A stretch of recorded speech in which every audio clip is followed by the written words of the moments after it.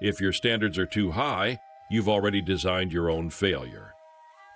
Most people don't fail because they aim too low. They fail because they aim too high, too early. The standards look responsible on paper, but they quietly collapse when real life shows up. What often gets called discipline is actually perfectionism in disguise. And perfectionism doesn't just demand more effort, it makes starting feel harder than it needs to be. Many plans fail not because people don't care, but because the design is fragile. There's a simple way to describe what's happening. As the standard goes up, the difficulty of starting goes up even faster. In science, this is sometimes called activation energy. Here it simply means how hard something feels to begin. But there's another cost that's easier to miss. Perfection doesn't just consume effort, it consumes time, and time always comes from somewhere else. Trying to be perfect in one area often means quietly borrowing from another, like health, relationships, or rest.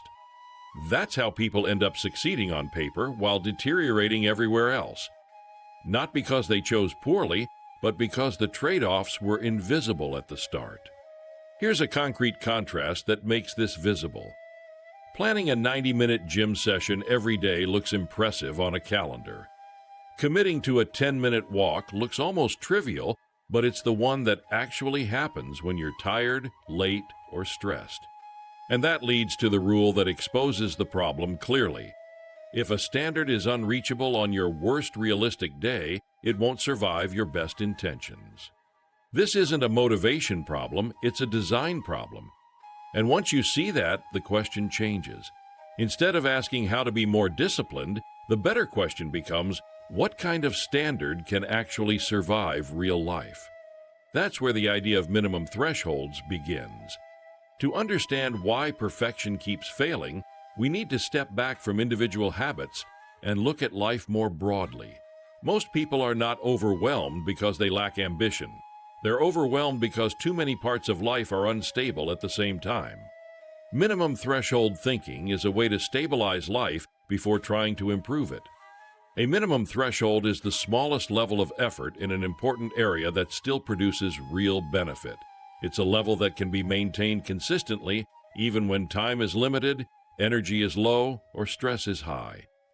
Most importantly, it's a level that survives bad weeks, not just good ones. This idea applies most clearly to a few core areas that everything else depends on: health, education or skills, wealth, and career. When any one of these drops too low, it quietly destabilizes the rest. The goal is not to maximize all of them at once. The goal is to bring each one up to a minimum that holds, so life stops feeling fragile. For health, a minimum threshold might mean enough movement, rest, and care to function without constant exhaustion or injury. Not peak fitness, just a body that doesn't become a daily obstacle. For education or skills, it might mean maintaining basic learning and competence so you don't fall behind or feel lost. Not mastery, just continuity and relevance. For wealth, a minimum threshold usually means enough financial stability to reduce chronic stress. Not luxury, just predictability and breathing room. For career, it means maintaining a level of engagement and capability that keeps options open. Not rapid advancement, just forward motion without burnout. There's one more area that often goes unspoken but matters just as much: mental and emotional stability. If attention, sleep, or emotional regulation collapse, every other domain becomes harder to manage.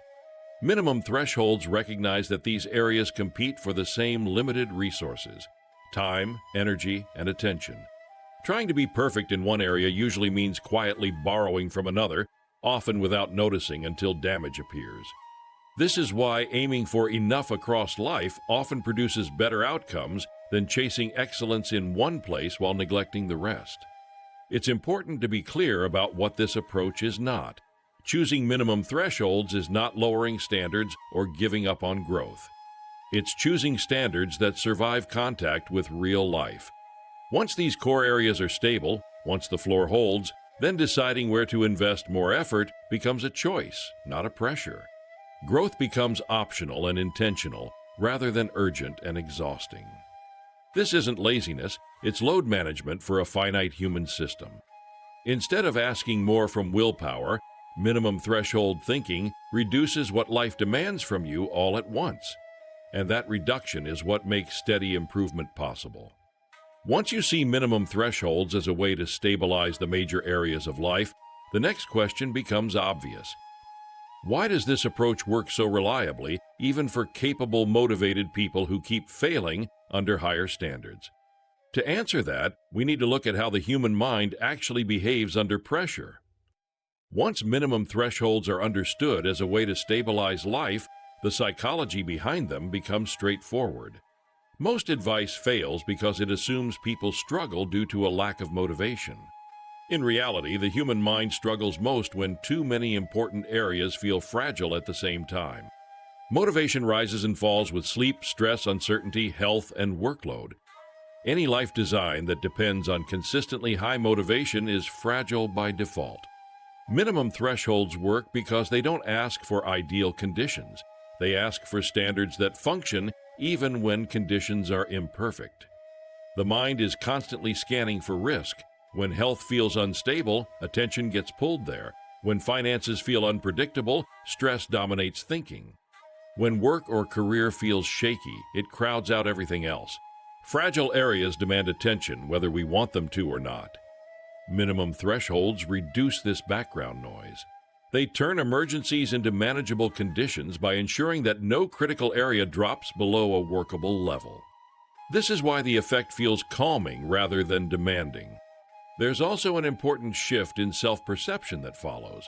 When major areas of life feel stable, the mind stops framing them as ongoing problems. You're no longer thinking, "I need to fix this," or "I'm falling behind here." Instead, the quiet assumption becomes, "This is under control." Perfectionism disrupts this process by tying stability to ideal outcomes. When the ideal isn't reached, the entire area feels like a failure, even if it's functioning well enough. Minimum thresholds break that link. Stability becomes the measure, not excellence. There's another mental trap worth understanding. The mind rewards planning and imagining improvement more than it rewards dealing with limits. That's why ambitious plans often feel satisfying before anything changes. Perfectionism feeds on this by encouraging standards that look good in theory but fail in practice. Minimum thresholds force honest contact with reality. Reality doesn't care about intention or ambition, it only reflects what holds. When expectations are aligned with real limits, anxiety drops and judgment improves. Decisions stop being driven by pressure and start being guided by clarity. This isn't about lowering expectations of life, it's about aligning expectations with how the human mind actually operates under constraint. And once that alignment exists, effort stops leaking in every direction at once. What's easy to miss is that millions of people already live this way, meeting minimum thresholds across health, work, money, and mental stability, not because they optimized, but because they didn't let any one area collapse. So far, this may sound like a philosophical preference or a psychological explanation. But the question worth asking next is simple. Does this way of living actually hold up in the real world? To answer that, we need to look at what research and lived reality consistently show about stability, effort, and long-term outcomes. Across many fields, the same pattern appears again and again. Progress and stability come not from extreme effort, but from maintaining a basic level that prevents decline. This is easiest to see in physical health. In exercise science, early improvements don't come from extreme workouts. They come from keeping the body active enough to avoid deterioration. Strength, mobility, and endurance decline quickly when activity drops below a basic level, but they improve steadily once that minimum is restored. The body responds first to not being neglected. Excellence comes later, if it comes at all. The same pattern appears in learning and skill development. Skills don't disappear because people stop mastering them. They disappear because engagement drops below a minimum level and decay sets in. Research on skill retention shows that staying minimally engaged preserves competence far more effectively than occasional bursts of intense effort followed by long gaps. Continuity protects ability. Intensity alone does not. Financial stability follows a similar logic. Chronic stress and poor decisions don't usually come from a lack of ambition. They come from instability, unpredictable income, unmanaged expenses, or repeated financial emergencies. Studies on financial well-being consistently show that predictability and basic buffers matter more for mental health and decision quality than higher income beyond a certain point. Once finances cross a minimum threshold of stability, stress drops sharply. Beyond that, additional gains matter less than people expect. Career outcomes show the same structure. Long-term employability and satisfaction depend more on avoiding burnout and disengagement than on constant acceleration. Periods of overwork often lead to withdrawal, stagnation, or exit. Sustainable engagement keeps options open far longer than aggressive pushing does. Mental and emotional health may be the clearest example. Psychological resilience improves when overload is reduced and recovery becomes regular, not when pressure is constantly increased. Research on stress and cognition shows that decision-making degrades when people operate near their limits for too long. Stability restores judgment, intensity erodes it. Across these areas, the pattern is consistent. Systems perform better when they are kept above a failure point than when they are pushed toward a peak. Minimum thresholds work because they focus on preventing collapse rather than chasing ideals. This is why trying to perfect one area while neglecting others so often backfires. The neglected areas become unstable, and that instability spreads. Research doesn't suggest that ambition is harmful. It suggests that ambition without stability is fragile. And that distinction is the heart of practical intelligence. Research explains why floors matter more than ceilings. But this idea becomes much clearer when you look at how real lives actually unfold, not in theory, but in practice. So let's move from studies and mechanisms to everyday reality. In real life, most breakdowns don't happen because people lacked ambition. They happen because one important area of life was pushed far beyond its limits, while others were quietly neglected. This pattern shows up again and again across different professions, income levels, and lifestyles. Consider health. Many people function well for years while ignoring sleep, movement, or recovery. The body compensates for a long time until it doesn't, and when it stops compensating, the decline looks sudden. What failed wasn't effort. What failed was the minimum threshold. The same pattern appears with mental and emotional stability. Constant pressure, unresolved stress, and lack of recovery don't cause immediate collapse.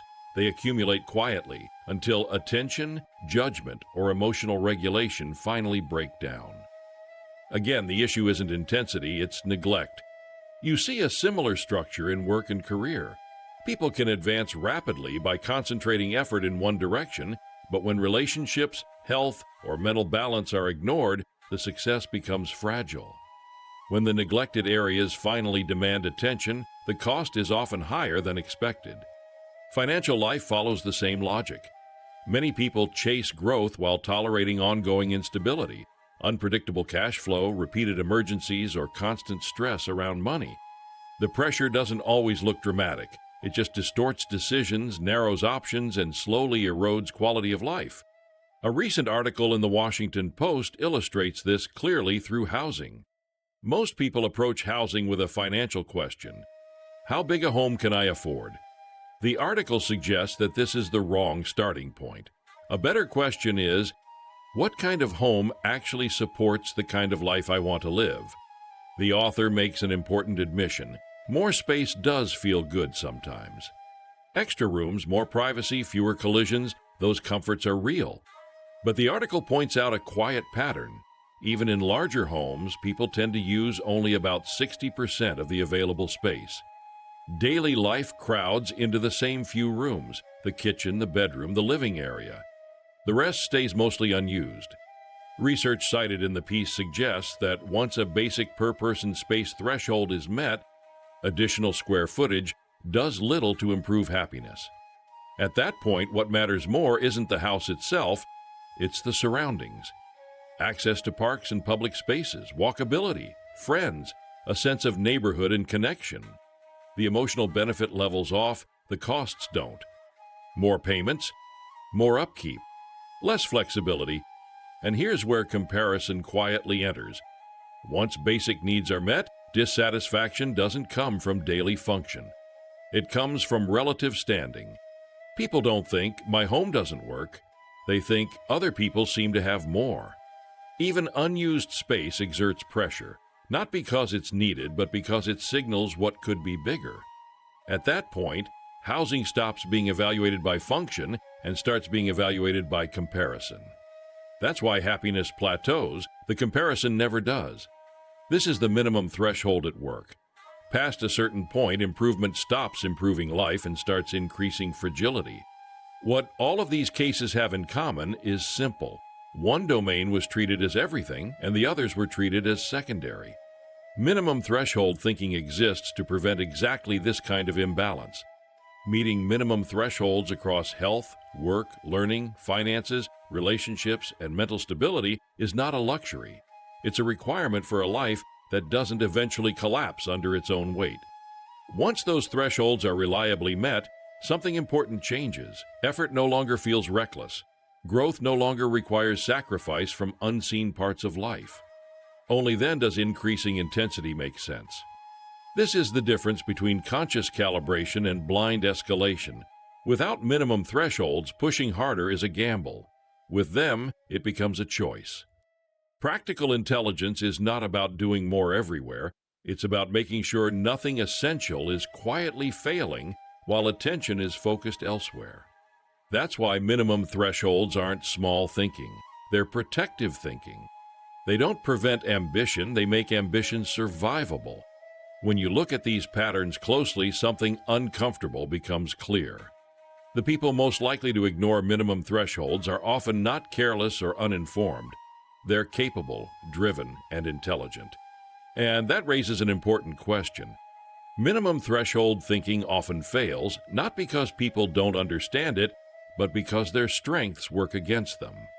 Highly capable people can imagine ideal outcomes very clearly. They see what could be done, not just what needs to be done.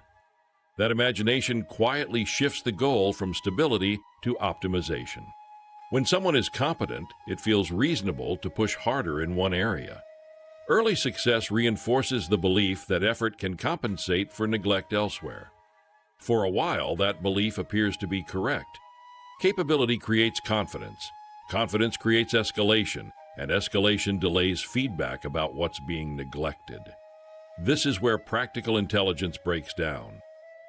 Smart people tend to overestimate future capacity. They assume today's energy, focus, or resilience will still be available months or years from now. But future conditions are almost always worse than expected, not because life goes wrong, but because life simply adds constraints. There's another subtle trap. Intelligence often confuses standards with outcomes. Setting a high standard feels productive. It feels responsible. But a standard that cannot be maintained across all important areas is not a solution, it's a liability. This is why capable people sometimes collapse later and more dramatically than others. They don't fail early because their systems compensate. By the time problems surface, damage has already accumulated in neglected areas. This isn't arrogance, it's a forecasting error about the future self. Minimum threshold thinking feels counterintuitive to capable people because it doesn't reward potential, it rewards restraint. It asks a different question, not how much can I do, but what must not be allowed to fail. That question sounds modest, but it's the difference between controlled growth and delayed collapse. Practical intelligence isn't about proving how much you can handle. It's about knowing when strength needs limits. And that's why intelligence alone is not protection. At this point, the idea may sound sensible, but also incomplete. Any framework that argues for restraint instead of escalation invites reasonable objections, and it's important to face those directly rather than dismiss them. So before drawing conclusions, we need to look at where this approach can fail and how to guard against that. A common criticism is that minimum threshold thinking encourages mediocrity. The concern is that by aiming for enough, people stop striving and settle permanently.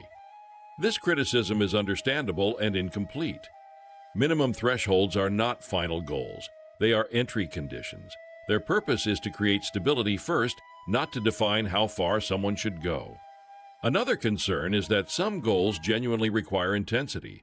Certain projects, transitions, or responsibilities cannot be met with minimal effort. That's true, but intensity works only when it's built on a stable foundation. Without minimum thresholds holding across life, intensity doesn't lead to growth, it leads to damage. A more subtle risk is what might be called threshold drift. This happens when the minimum quietly becomes the maximum, not because growth was rejected, but because reassessment stopped. Threshold drift isn't laziness, it's neglect of calibration. Life changes, responsibilities shift, capacities evolve. A threshold that once made sense can become outdated if it's never reviewed. That's why minimum threshold thinking requires a safeguard. A simple one is periodic reassessment. Every few months, step back and ask whether the current minimum still reflects reality. The signal to increase effort isn't guilt or comparison. It's when the current threshold feels stable, manageable, and no longer mentally taxing. Growth should feel deliberate, not pressured. Another criticism is that this framework sounds passive, as if life should simply be maintained rather than shaped. But maintenance is not passivity when collapse is the alternative. Preventing failure across essential areas is an active, ongoing form of intelligence. There's also a misunderstanding that minimum thresholds mean doing less everywhere. In practice, they mean doing enough everywhere before doing more anywhere. That distinction matters. Minimum threshold thinking doesn't eliminate ambition, it contains it. It ensures that when effort increases in one area, it doesn't quietly hollow out another. Without that containment, ambition becomes a gamble rather than a choice. These limits don't weaken the framework, they clarify it. Minimum thresholds are not a rule to stop growing, they are a rule to stop breaking. Once the limits are clear, something important comes into focus. This way of thinking isn't radical or extreme. In fact, it's already how many stable lives quietly function, just without being named or practiced consciously. That's where the deeper protective value of minimum thresholds becomes visible. One thing worth stating clearly is that meeting minimum thresholds across life is not optional if long-term stability matters. It isn't a preference or a personality trait. It's a requirement imposed by reality. Most people who live reasonably good, functional lives already meet minimum thresholds in health, work, learning, finances, and mental stability. They may not think of it this way, but they keep each area above a basic level where it doesn't become a constant source of stress. That's why their lives feel manageable rather than chaotic. The problem begins when attention becomes lopsided, when one area is treated as everything and the others are treated as expendable. You see this pattern repeatedly. People achieve extraordinary success in one domain while quietly neglecting others, health, relationships, or mental stability, because nothing seems wrong at first. The system compensates, the body adapts, the mind tolerates pressure, life appears to work. Then, often much later, the neglected areas demand repayment, and when they do, the consequences look sudden, even though the damage accumulated slowly. Minimum threshold thinking exists to prevent this exact failure mode. It forces attention back to the whole system before trade-offs become irreversible. It doesn't forbid ambition, but it blocks ambition from silently cannibalizing essential parts of life. This is why minimum thresholds feel protective rather than inspiring. They don't promise exceptional outcomes, they prevent predictable breakdowns. There's also an important sequencing insight here. Once the mind is trained to consistently meet minimum thresholds, effort can increase safely. But only under one condition. No other essential area is allowed to fall below its floor. Growth becomes deliberate instead of reckless. Ambition becomes a choice instead of a gamble. This is the quiet power of doing this consciously. What many people manage by instinct or circumstance, you begin to manage with awareness. Not to become extraordinary, but to avoid unnecessary loss. Practical intelligence isn't about pushing life to its limits. It's about making sure nothing essential is quietly failing while attention is focused elsewhere. That's what minimum thresholds protect. Once you see what minimum thresholds protect you from, the idea stops feeling abstract. What's left is a simple rule, not a rule to optimize life, but a rule to keep it intact. At its core, minimum threshold thinking comes down to one quiet principle. If something essential in your life cannot survive a bad week, it isn't a wise standard. It's wishful thinking. Practical intelligence doesn't begin by asking what's impressive. It begins by asking what holds when conditions are imperfect. That's why wisdom builds floors before ceilings. Floors keep life from collapsing. Ceilings can wait. When health, work, learning, finances, and mental stability are kept above a basic, workable level, life becomes less fragile. Decisions improve not because effort increases, but because pressure decreases. This is what clarity of mind looks like in practice. Fewer emergencies, fewer hidden trade-offs, fewer parts of life quietly deteriorating while attention is elsewhere. Minimum thresholds don't tell you how far to go. They tell you what must not be allowed to fail. Once that is clear, ambition becomes optional instead of compulsory.